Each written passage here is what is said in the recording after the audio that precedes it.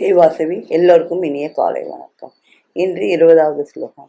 ஏ தூ தர்மியாம் விதமிதம் யதோக்தம் பர்யுபாசதே சிதாதானா மத் பரமா பக்தாஸ் தேஸ்தீவ மே பிரியகம்.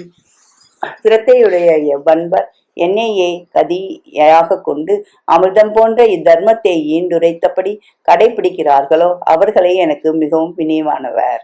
எல்லா விதமான சாதனங்களுக்கும் சிரத்தை இன்றியமையாததால் அது ஈண்டு பக்தியோடு இணைத்து இயம்பப்படுகிறது. பகவானை கதியாக கொள்வது பக்தனுடைய இயல்பு.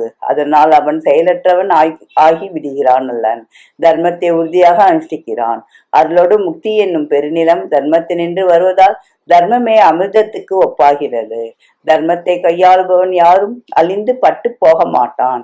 அன்பும் மரணறியும் யாரிடத்திருக்கிறதோ அவன் இறைவனுக்கு உகந்தவன் ஆகிறான். பக்தியில் வைதிக பக்தி என்பது ஒன்று. அதாவது சாஸ்திரங்கள் விதிக்கிறபடி பக்தி பண்ணுதலாம். பகவன் நாமத்தை பலதடவை உச்சாரணம் பண்ணுதல், உபவாசம் இருத்தல், தீர்த்த யாத்திரை போதல், வேண்டிய சாமக்கிரியங்களை கொண்டு பூஜை பண்ணுதல் முதலென வைதிக பக்தியில் சேர்ந்தவை. இப்படி நெடுங்காலம் பக்தி செய்தால் ஈஸ்வர பக்தியில் இன்னும் உயர்ந்த நிலையாகி ராக பக்தியை பெறக்கூடும். எல்லாவற்றிற்கும் பிரேமைதான் முக்கியம். உலகப்பற்று முற்றிலும் அகல வேண்டும். முழு மனதுடன் ஈஸ்வரனிடம் பொருந்த வேண்டும். அப்போதுதான் அவனை அடைய முடியும். ராக பக்தி இல்லாமல் அவனை அடைய முடியாது. இது ராமகிருஷ்ணர் உபதேசம். இது ஸ்ரீமத் பகவத் கீதாசுர நுபுசு பிரம்ம வித்யாயாம் யோக சாஸ்திரே கிருஷ்ணார்ஜுன சம்வாதே பக்தி யோகோ நாம சுதோஸ்ய.